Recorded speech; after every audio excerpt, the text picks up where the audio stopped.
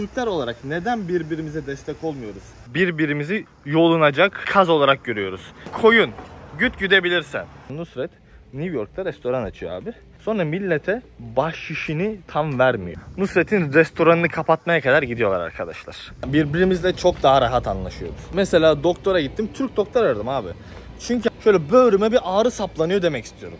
Usta çağırdığım zaman adama yavru ağzı olsun, kayısıya çalsın falan böyle kendimce terimleri kullanmak istiyorum. Araplar, Latinler, Yahudiler hep birbirleri arasında gruplaşmışlar. Ve adamlar birbirleriyle iş yapıp yükseliyorlar. Bizler neden onlar gibi olamıyoruz? Herkese merhabalar dostlar. Florida, Key West'ten selamlar, saygılar. Nasılsınız? Umarım iyisiniz. Dostlar, Key West'e geldim ama mikrofonumu unutmuşum. Mikrofonumu unutmuş olmam size video çekmeyeceğim anlamına gelmiyor. Bugün sizlerle Amerika'daki Türklerin birbiriyle olan ilişkisi hakkında bir video çekmek istedim. Ve Türkler olarak neden birbirimize destek olmuyoruz? Neden birbirimizin başarılarıyla gurur duymuyoruz? Hatta destek yerine birbirimize köstek oluyoruz. Bundan bahsetmek istiyorum. Hazırsanız videomuza başlayalım. Dostlar, Key West, Amerika Birleşik Devletleri'nin en güneyindeki şehir.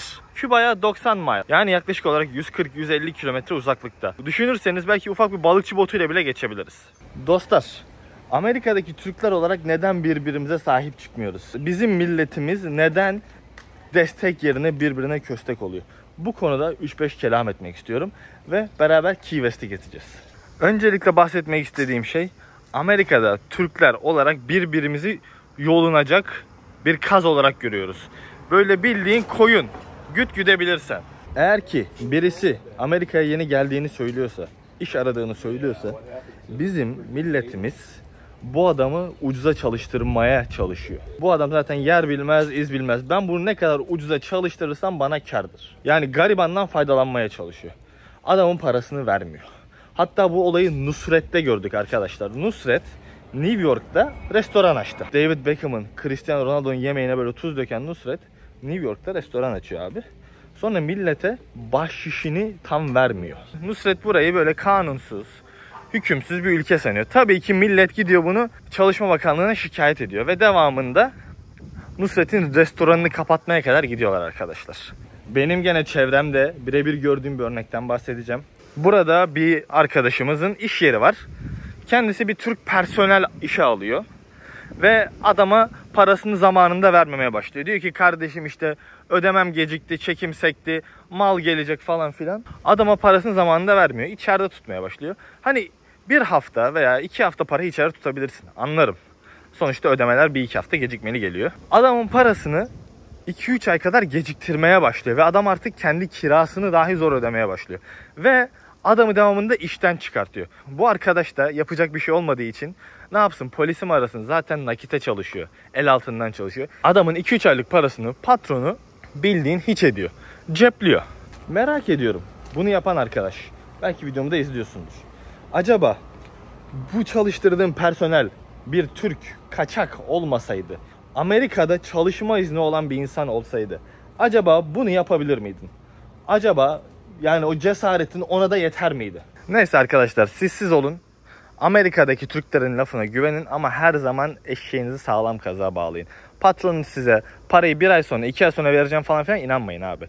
Abim, kardeşim, dostum, eğer aranızda bir ticaret varsa abilik, dostluk, kardeşlik ikinci plandadır. Burası yıllar önce, 200-300 sene önce keşfedildiği zaman hazine adası olarak düşünülmüş. O yüzden çok lüks, çok şaşalı evler var ve bu evler belki 200 senelik, belki 150 senelik. Tabi zamanla hazineciler, defneciler falan kalmıyor. Şu anda buranın yerel halkı turizmle uğraşıyor. Bunların genel olarak hepsi otel arkadaşlar. Amerika'daki Türkler olarak birbirimize karşı sözlerimizi tutmuyoruz.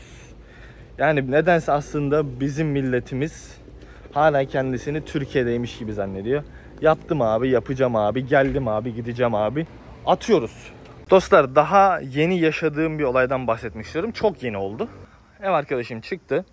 Ben buraya ev arkadaşı arıyorum. Hatta şu anda bu videoyu izleyip de Miami çevresinde odaya ihtiyacı olan arkadaşlar varsa bana Instagram'dan yazabilirler. Neyse abi, ben reklamını falan yaptım. Bir tane Türk arkadaş bana yazdı.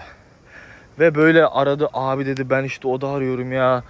Odanın fotoğraflarını atar mısın? Attım. Oo süper falan filan. Sonrasında 3-5 gün içinde adam geldi, odayı gördü ve dedi ki ben bu odayı beğendim, tutacağım. Tamam dedim kardeşim, depozito. Sonuçta insanlara güveniyoruz ama eşeğimizi de sağlam kazığa bağlıyoruz. Adam dedi ki bana bir hikaye uydurdu. Bak belki gerçek belki yalan bilmiyorum. Kendisi evliymiş ve şu anda karısıyla boşanma sürecindelermiş. Ve hani boşanırken banka hesabından para aldım almadım falan filan bunlar zor olur diye bana banka transferi yapmak yerine dedi ki ben sana 2-3 gün içinde elden getireyim abi, olur mu? Dedim yani olur, niye olmasın, sonuçta insanlık hali. Adam bana böyle süperden bir yalan uydurmuş olabileceğini düşünmedim. Hala yalan mı bilmiyorum, belki doğrudur belki yalandır. 3-5 gün içinde sen geleceksin, bana depozitoyu elden vereceksin ve geldiğin günde evime giriş yapacaksın. Tamam abi. 3-5 gün geçti, ben adama yazdım. Abi dedim yarın görüşüyor muyuz? Hani eve taşınıyorsun. Adam tabii kardeşim ya hallederiz yaparız falan filan.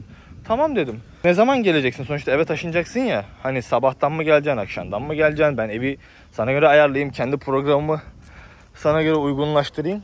Bana dedi ki kardeşim benim günlük çalışma programım akşam saat 8'den sonra belli oluyor. Adam yarın taşınıyor. Bana diyor ki işte akşam saat 8'den sonra ben sana söyleyeceğim. Tamam dedim abi. Akşam saat 9 oldu. Adam bana yazmadı. Dedim ya abi ne yapacağız falan filan. Adamın bana yazdığı. Ya kardeşim işte ben karımla bir daha denemeye çalışıyorum da biz ayrılma aşamasındayız ama çok özür dilerim seni de mağdur ettiysem. Ya bak işte bu yapılacak bir iş mi? Eğer ki karınla böyle bir sohbetim vardıysa neden bana en baştan söylemedin? Ben seni eve alacağım diye başka arkadaşları reddettim. Beni mağdur ettin. Zaten bu ilişkilerde boşanma falan masaya çıktıktan sonra arkadaşlar zor. Geri dönemezsiniz. Öyle boşanma dediğin hani filmlerde silah çıkarsa patlar ya. Onun gibi düşünün. Düşündüm taşındım ya dedim. Hani ne yazılabilir? Küfür etsen bana yakışmaz. Ters bir şey söylesen ne yani, olan olmuş biten bitmiş. Adama dedim tamam kardeşim neyse hayırlısı olsun dedim ya. Ama bakın ben adama güvenmişim. Lafına güvenerek iş yapmışım. Adam beni mağdur etti. Şimdi ben ikinci bir kiracı bakarken diyeceğim ki depozitoyu ya şu anda vereceksin ya da ben sana odayı tutmayacağım. İlk kim gelirse o da onundur. Bakın gördünüz mü ne oldu? Güvenimi sarstı. Bir tane kötü mahsul, öyle diyeyim siz anlayın, benim güvenimi sarstı. Şimdi ben bundan sonra hani bir kedi düşünün abi. Kedi böyle oynar. Bir kere yanlış bir şeye basarsa bir daha oraya adım atmaz ya. Aynı o şekilde davranacağım. Birbirimize sözümüzü tutmuyoruz. Ve arkadaşlar bu benim hani kaybettiğim belki $300, $500. Bu sözler çok daha büyük olabiliyor. Arkadaşlar hemşeriyi gurbette selamlarmış. Bu mantığı unutalım abi. Hemşeri gurbette birbirine destek olması lazım. Dostlar son olarak bahsetmek istediğimde birbirimize destek olacağımız yerde köstek oluyoruz.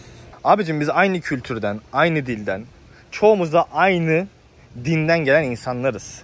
Aynı yemekle büyümüşüz. Birbirimizle çok daha rahat anlaşıyoruz. Eğer ki Amerika'da bir iş yaptırmak istiyorsan nedense biz hep Türk usta arıyoruz. Mesela doktora gittim, Türk doktor aradım abi. Çünkü hani şöyle böğrüme bir ağrı saplanıyor demek istiyorum. Hani öyle bir şey yok da anlatabiliyor muyum? Böyle benim anlatma yetkim Türkçe'de daha fazla. Veya usta çağırdığım zaman adama işte böyle yavru ağzı olsun, kayısıya çalsın falan böyle kendimce terimleri kullanmak istiyorum. Ve emin olun bunu hepimiz istiyoruz. Bu yüzden benim kendi milletimden insanlarla iş yapmayı seviyorum.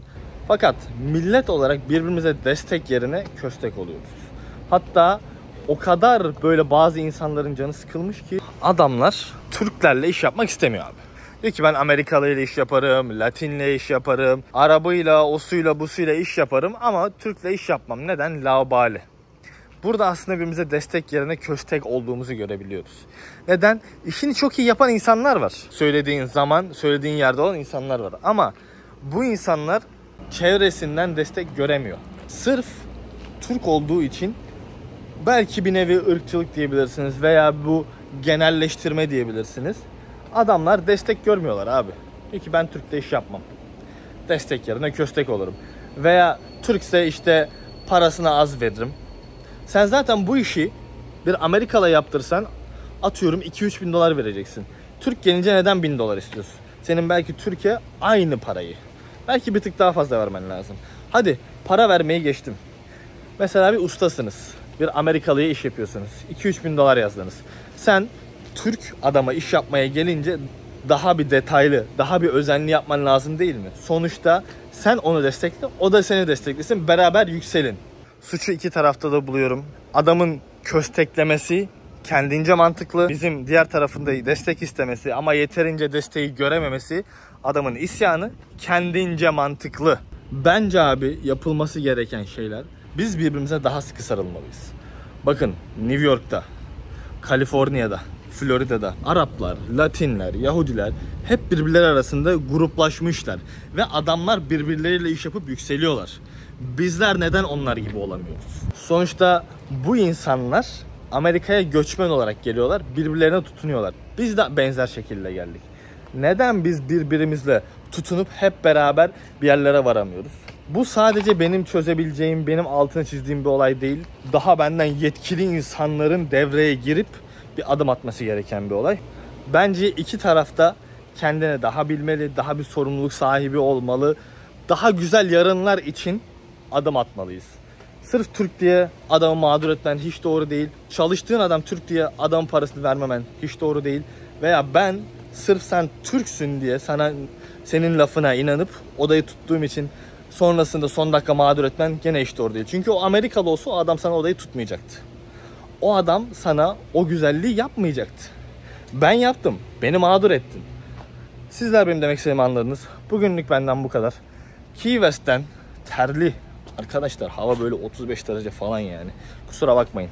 Aşağı güzel bir yorumunuzu bekliyorum. Bakın birbirimize destek olmalıyız. Bu kadar anlattım.